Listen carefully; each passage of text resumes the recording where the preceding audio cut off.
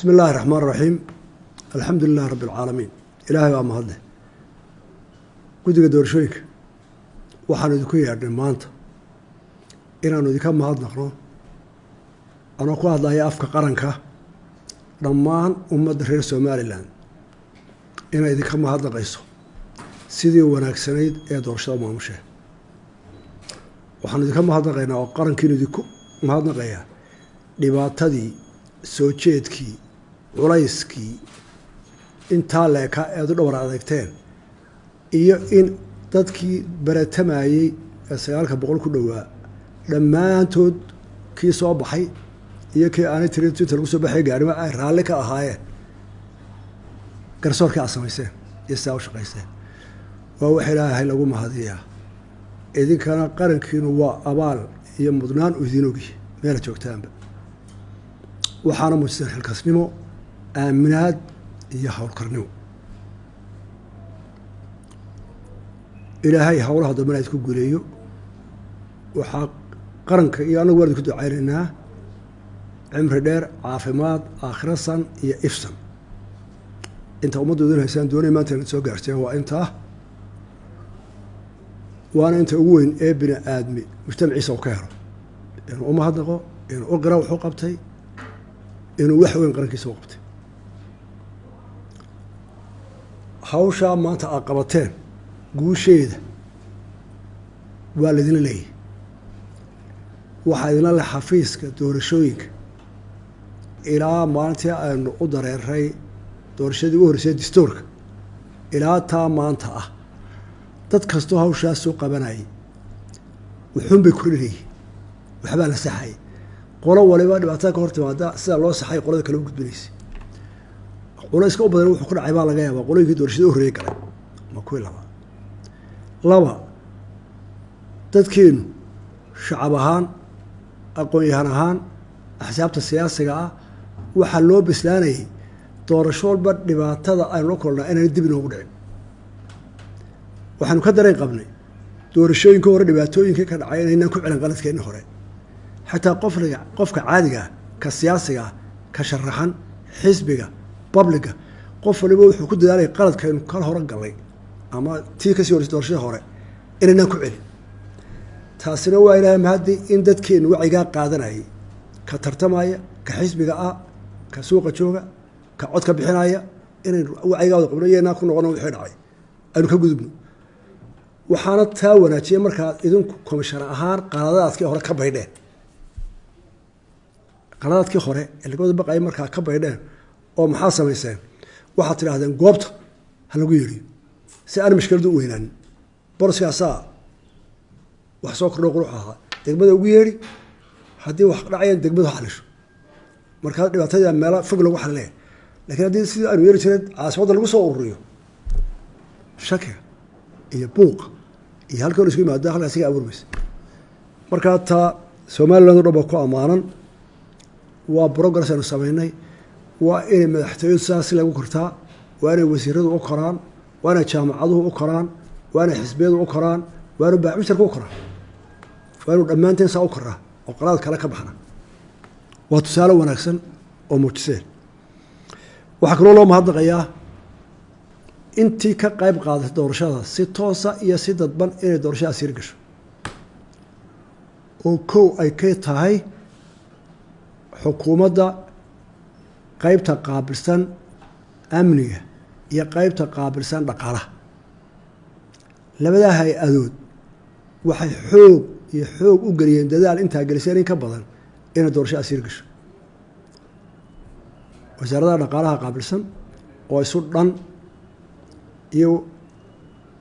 wasaaradaha nabadgelyada qaabilsan oo dhanba isugu tegey iyaguna xilkoodii si fiican bay ugu soo baxeen waxaa la mid ahaa wasaaradaha wacyigelinta qaabilsan iyo warbaahinta madaxa bannaan ee qaranka oo u shaqeeyey si wadannimo hadday tv yihiin hadday yihiin websaadyada dhalinyarada hadday yihiin yacni somaliland qof kasta contribution geystay weliba wacyigelinta hadday maxay ahayd social mediaha yihiin dhalinyarada hadday tviyada madax bannaan yihiin iyo kuwana kale waa markii u horreysay uu wacyigelinteenu midowday kuwii qaranku hayay kuwii qofka inanka yara gaarkii lahaa kuwii tiifiyada ahaa waa marka qura loo wada adeegay wanaagga uu ku dhammaanayso doorashadaas intaana waa u mahadnaqaynaa waxaynu u mahadnaqaynaa shaqaalihii ka shaqeeyey doorashooyinka ee idinku dirsateen ee u badnaa dhalinyarada jaamacadaha mar walba marxaladda doorashada dhalinyarada jaamacadee ku soo beegmaa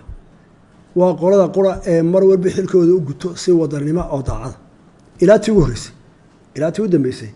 ardayda jaamacadee la howlgeliyo ee wakhtigaa ku soo beegantaa kuwii hore iyo kuwa dambaba aad bay u mahadsanyihin da-yar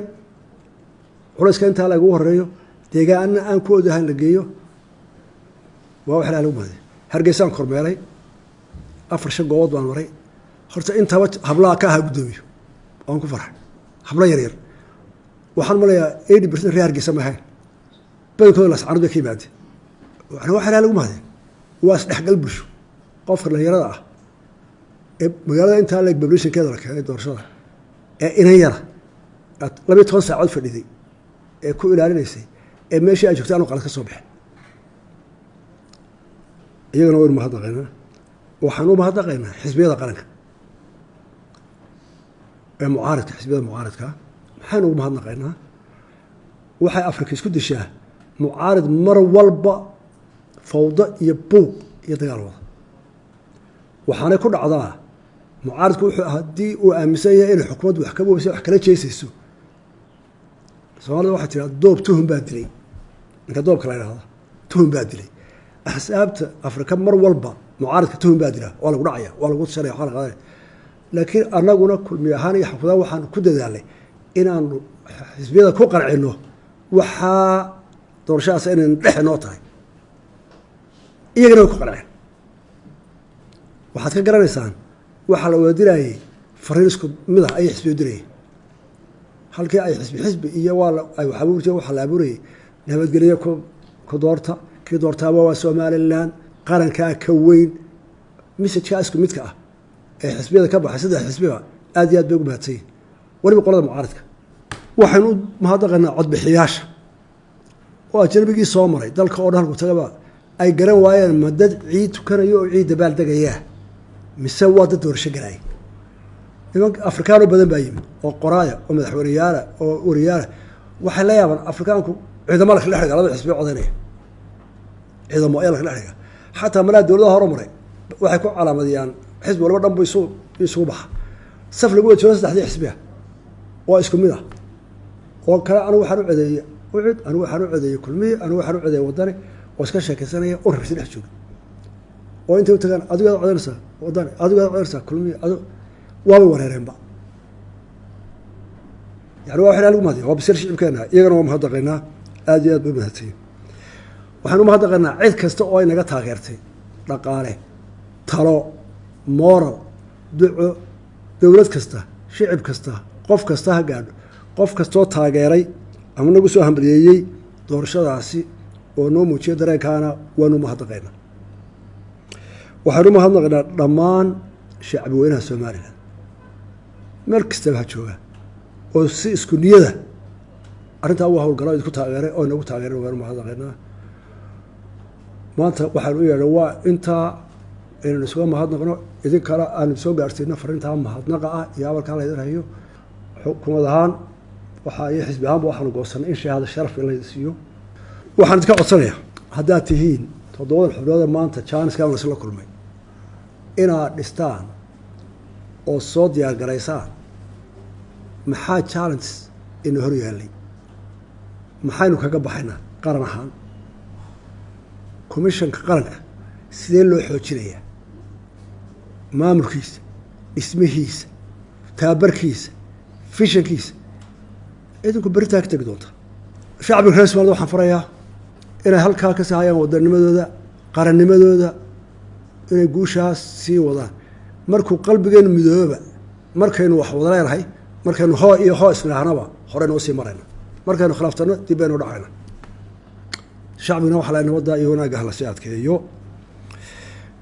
shacbiga waxaan u bushaaranayaa sidaan ku talagalay haddii la yidhaahdo doorashooyinka hadhay ee maayarada iyo golaasha deegaanada meeradii ku-xigeenadooda la dooran doono iyo xubnaha loo dooran doono chairmanka baarlamaanku ilaahay idankii inay ku dhammaan doonaan nabadeeda iyo sharafta iyo midnimada iyo walaal adigu qaado iyo walaal adigu qaado taasaan ku shaqeynayaa inaynu helo iyadana waynu arrintaasi xisbiyadana taasaynu soo jeedinayaa waanay u dhowdahay ilaa haddana wax khilaafaad oo xisbiya iska hor imanayaan ma aynaan arag iyadana waa laga heshiin doonaa si qabow oonay xisbiyadu u abuurin tartan cunf ka hor yimaada ayaanu u dhammayn doonaa oonay naga shaashoobin wanaaggii aynu doorashada kusoo galnay aad iyo aad baan idinku mahadnaqayaa maanta kulankeenu intaasuu ahaa waana mahadsantiin wasalaamu calaykum.